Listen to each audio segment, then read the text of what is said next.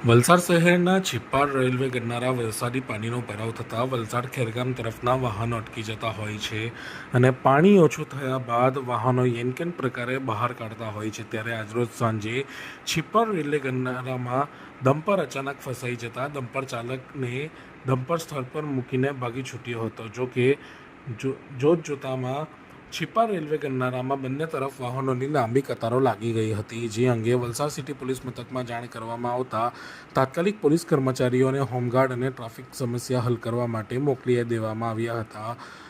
બંને તરફના વાહનોની ટ્રાફિક સમસ્યા હલ કરવામાં આવતા વાહન ચાલકોને મોટી રાહત મળી હતી।